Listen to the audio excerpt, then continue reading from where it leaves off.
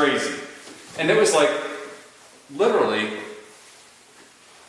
disgustingly stinky. Okay, so in a room this size. But not this narrow. 120, 140 dudes. Okay, you're a cop where? In LA County. In LA County. LA County Jail, baby. Okay, you've just picked up 300 criminals? Well, they're being booked in the system. Maybe 2,000 to 3,000 people will be booked into the system every day, into this system, county jail. So they get searched, they get moved to taking off their clothes, they go to the bath line. The bath line is 120 guys in a room this size, not this wide.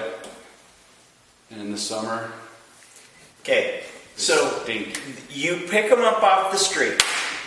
Somebody does. Yes. They take off all their clothes. What happens to their clothes? Dumpster? They go in a bag. No, they go in a bag and they get dry cleaned. Shut up. No joke. They need to stop doing that. They get dry cleaned. Well, okay. What are you going to do? I don't know. Some clothes have stinky bugs in them and crap.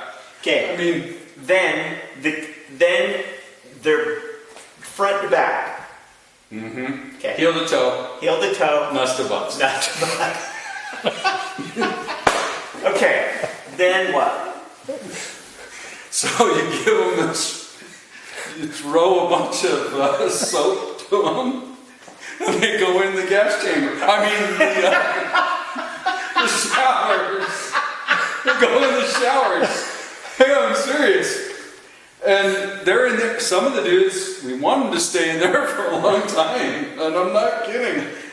There were some guys, their feet were so disgusting. Like, sit on that floor and wash those feet. I mean, how long were you a cop at this point? at that time, I was new. I started there in the jails. From the academy, I went to inmate reception center, which they do this kind of stuff. Yeah. And was it shocking? Was it like, oh my gosh, I can't believe this is my life? Yeah, I'm like this, kid that grew up in Whittier, 22 California, went to Lucerna High School, little Mormon boy that's going and seeing the world. It's crazy. Yeah, crazy. Were you married at this point? Yeah. Did you go home and say, hey, guess what I did today? I didn't talk about it. I just didn't take work home. It wasn't my style. She didn't need to hear it. How long did you do that before you became, I don't know, street guy, street cop, busting people up? Some years. But you loved it. Well, it's like high school. You hate it while you're there, but afterwards it's like, you realize how much fun it was. Because we had fun with it, I kid when I talk about heel to toe, all that stuff, but it was fun, We made it fun. And we weren't disgraceful to anybody. It wasn't like that. We just had fun. So they get out of the shower, you toss them a towel that has a roll in it with, socks, boxers, some jail blues. Go to the eye room where they're going to get fingerprinted and take their picture. Ship them off to medical, have them take a look at them, make sure they don't have whatever. And then you head for donuts. That's right. That's right. Cool. What do you take away from that? I mean, what's like, you look back on that and you're like, that experience taught me blah, blah. Good question. I don't know, it's interesting what life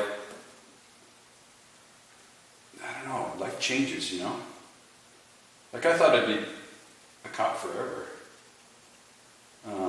My takeaway, I don't know. Make life every day the best you can, See what's good in each day. Because there's good even in LA County Jail with 23,000 inmates, But could you imagine what, that was how long ago? Yikes. 1990s, early 90s, so a long time. Could you imagine what they see now and do and hear and... Yeah, I don't know. put up with? No. No, I can't. Like, would you go back? I mean, when it comes right down to it, I mean, Not even a chance. your life now is freaking awesome. It's Right? awesome. Yeah, for sure. And if I was still a cop, it would be good, I think. But would I want to go back to that where everybody's second guessing you, everybody wants to sue you, wants to whatever? No. The whole litigation thing right now drives me nuts. I mean, it's that way for me in my life too. But I would never wish you to go back to that. And I know that you loved it though. Like you talk about it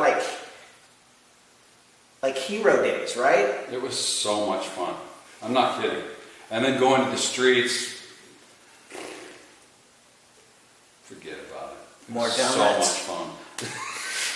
Donuts for sure. For sure. That's awesome. That's a funny story too.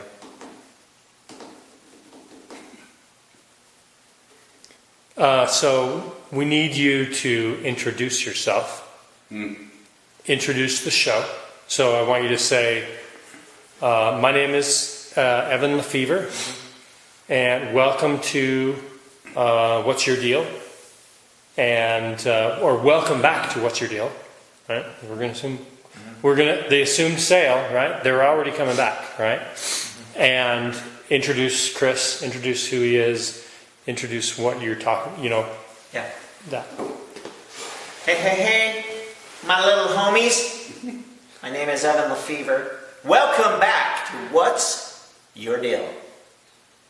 And I've got with me Chris Tolman here. He's my buddy. Hey. And we're going to talk about one of his deals, previous life, that he really loved. Yes? For sure. You were how old? At the time? Yeah. 21. Married? Married. Kids? On the way. Your dream? One on the way. Dream job.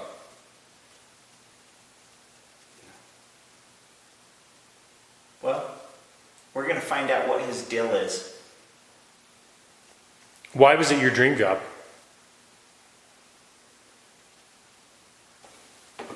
I don't know, it's cliche to say I just want to help people. But the reality was, I really did want to help people.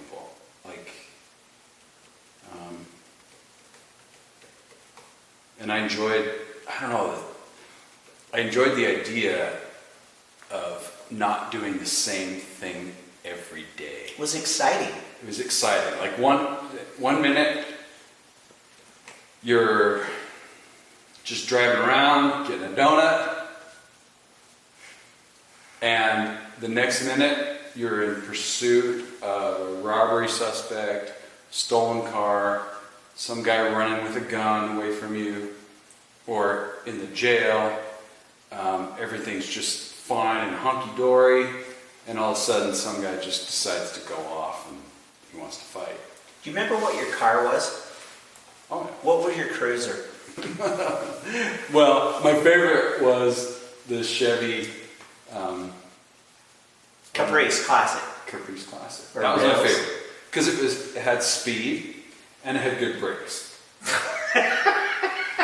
Right? Yeah. But I'm telling you, the Crown Vic did pretty good with speed. But once those brakes heated up, It's all downhill from there. it's hard when you're pushing the brakes in a situation where you're going fast and slow, Yeah. and the slow doesn't work very good. It's like, oh boy, that's no bueno. No. It's never good when that happens. Gotta have brakes. Yeah. Huh.